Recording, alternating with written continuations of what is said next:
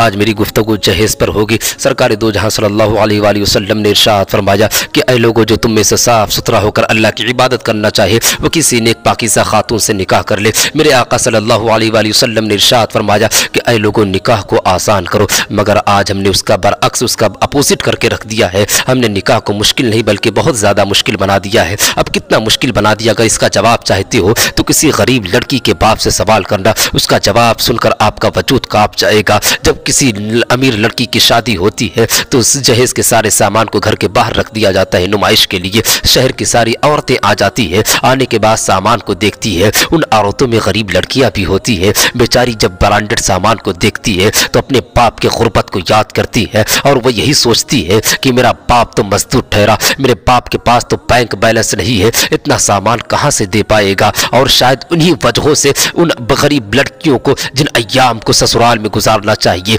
वो बाप के कांधे पे सड़ सड़ कर जिंदगी गुजार रही होती है। ऐ लोगों, हमने गरीब बच्चियों की आंखों में दर्द के बहुत आंसू लाए, क्यों ना हम उन आंसुओं को अब रोके, क्यों ना हम प्यार से मोहब्बत से जहेज को ना लेकर उन आंसुओं को रोके। ऐ मेरे कौम के लोगों, याद रखो, अगर हम किसी को खुश करेंगे तो अल्लाह हमें बेपनाह दौलतों से नवाजेगा। मगर आज हम ब्रांडेड करके अपने औलादों को बेच रहे हैं। दुनिया के बाजार में कौम मुस्लिम ने अपनी औलादों को उतार दिया है। दुनिया के बाजार में लड़की भी उतर गई है, लड़का भी उतर गया है। आज दुनिया के बाजार में एक बाप अपने बेटे को बेच रहा है, आज एक माँ अपनी बेटे को बेच रही है, एक बहन अपने भाई की बोली लगा रही है। आज एक नौजवान की कीमत 60,000 रुपये है, आज एक नौजवान की कीमत 2 लाख रुपये है, आज एक नौजवान की कीमत 80,000 रुपये है। आज एक नौजवान जो है वो महंगाड़ी बुलेट गाड़ी पे बिका जा रहा है। अफसोस तो इस बात पर हो रहा है कि शायद कौम मुस्लिम ने अपने वकार को, अपने रुतबे को नहीं पहचाना है।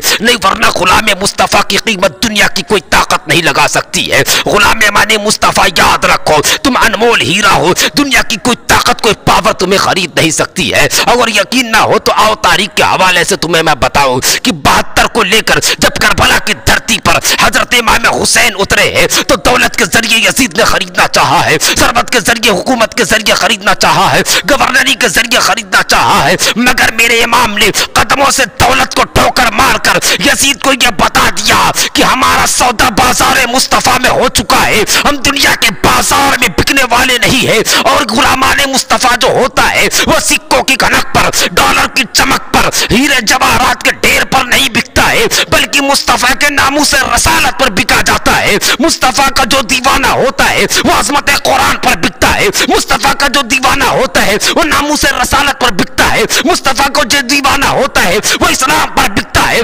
मुस्तफा का दीवाना सब कुछ का सौदा कर सकता है लेकिन कभी जिंदगी में ईमान का सौदा नहीं कर सकता। पहले 2 बूंद मदीने का मिला लेते हैं, फिर बैठ के पीने का यही मजा लेते हैं। इतनी दौलत तेरे खजाने में नहीं यजीद जितनी दौलत शब्बीर के दीवाने लुटा देते हैं।